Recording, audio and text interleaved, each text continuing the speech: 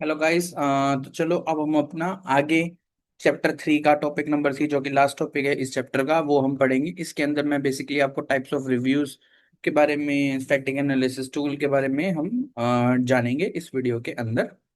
तो वो सब क्या होता है, ये पीपीटी मैंने प्रिपेयर करी है इसकी, तो उसको चलो स्टार्ट करते हैं।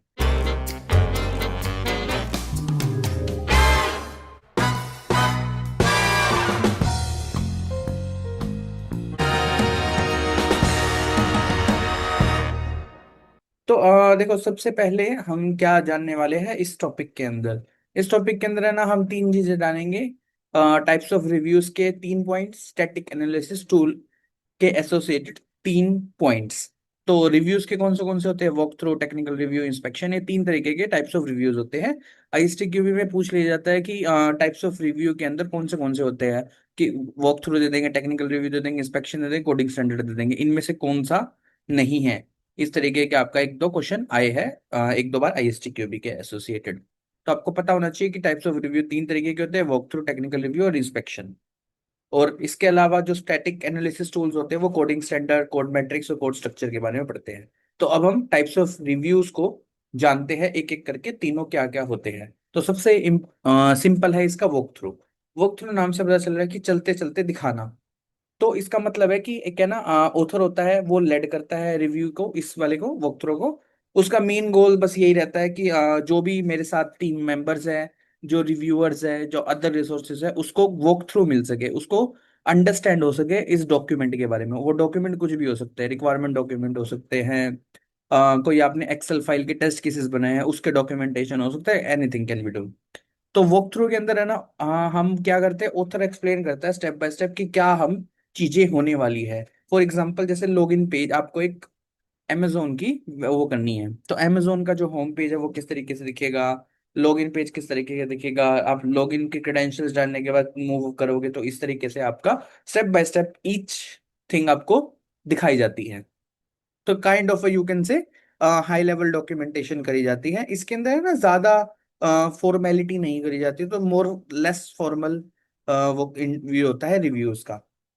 तो इससे थोड़ा सा और आगे बढ़ते हैं, तो वो आता है टेक्निकल रिव्यू। टेक्निकल रिव्यू नाम से पता चल रहा है कि टेक्निकल टीम बैठकर, मतलब जो टेक आर्क, टेक डिजाइनर, ये सब मिलकर बैठ के अपने जो डॉक्यूमेंटेशन बनाई है उसकी इंस्पेक्शन करते हैं और उसके अंदर गलतियां निकालने की कोशिश करते हैं।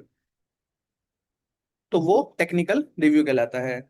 तो उसके अंदर कौन था, ऑथर चलाता है, इसमें मॉडरेटर चलाएगा, और जो रिव्यूअर बंदे होंगे, टेक आर्क डिजाइनर, वो सब रिव्यू करेंगे। अगर कुछ कमी रहेगी तो उसको शेयर करेंगे। ये थोड़ा सा ना फॉर्मल होता है as compare to walk through, और लेकिन लेस फॉर्मल होता है इंस्पेक्शन के।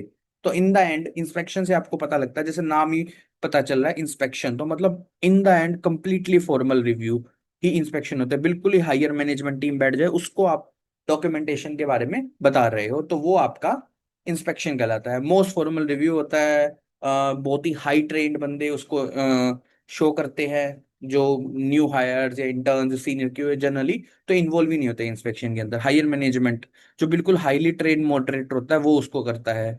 एक अलग से एक स्क्राइबर सेट कर दिया जाता है, कुछ भी जो गलतियां हायर मैनेजमेंट सजेस्ट करती है उसको वो लिखता है, ताकि उसको नेक्स्ट मीटिंग से पहले पहले फिक्स कर दिया जाए। तो इसी के अंदर सारे जितने फेजेस जो हमने पिछले वीडियो के अंदर पढ़े, अगर आपने नहीं देखी है तो पिछले वीडियो को जाके देखिएगा, आपको प्लेलिस्ट के अंदर मिल जाएगी। अब है ना, हम देखेंगे कि सक्सेस फैक्टर क्या रहता है। बेसिकली सक्सेस फैक्टर का मतलब है कि कोई रिव्यू वगैरह होते हैं तो उसके अंदर क्या चीज़ अच्छी होनी चाहिए।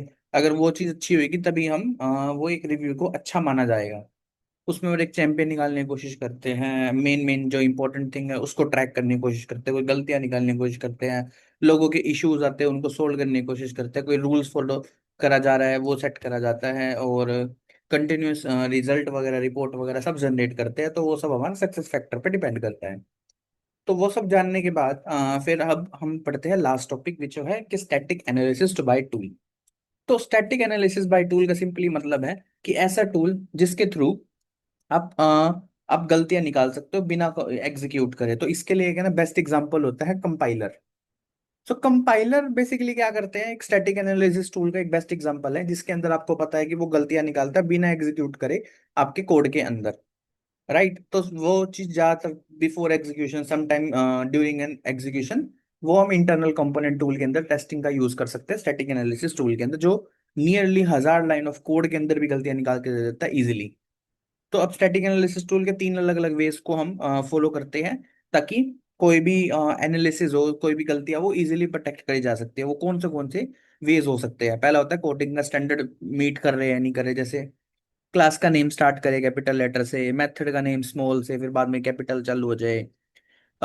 कोडिंग के अंदर कुछ स्टैंडर्ड फॉलो करे जा रहे हैं, यानी ताकि विद इन बिग नोटेशंस के अंदर आपका कोड आ जाए। कोड मैट्रिक्स को फॉलो किया जाता है। कोड मैट्रिक्स के अंदर मतलब कि आपका है ना जो कोड है उसके अंदर बग फ्री हो, डिफेक्ट ना निकले, साफ साफ पता लग जाए। कोई साइक्लोमेट्रिक हो, मतलब लूप्स के बारे में इजीली डिटेल्स हो, तो वो सब कोड मैट्रिक्स का पार्ट होता है। कोड स्ट्रक्चर के अंदर बेसिकली हम क्या करते हैं, वो चेक करने की कोशिश करते हैं कोई डेड कोड तो नहीं पड़ा, कोई ऐसा वेरिएबल्स तो नहीं पड़ा जो यूज ना हो रहा हो। वेरिएबल जो यूज नहीं हो रखे वो ग्रे आउट हो जाते हैं टूल्स के अंदर, जैसे इंटेलिजे के अंदर। तो मेमोरी एलोकेट हो रही है नहीं हो रही प्रॉपरली, तो ये सब आप बेसिकली स्टैटिक एनालिसिस टूल के अंदर हम कंसीडर करते हैं। तो ये सब जानने के बाद आपके ये टॉपिक है ये जो खत्म हो जाता है, और चैप्टर नंबर 3 भी आपका खत्म होता है। ऐसे ही अगर आपको वीडियो अच्छी लग रही है तो इंस्टाग्राम पर मुझे फॉलो कर सकते हैं, लिंक्डइन पर कनेक्ट कर सकते हैं, और यूट्यूब पर मेरे वीडियो को लाइक शेयर और सब्सक्राइब और कमेंट कर सकते हैं। मिलते हैं नेक्स्ट वीडियो के दौरान। Bye bye guys.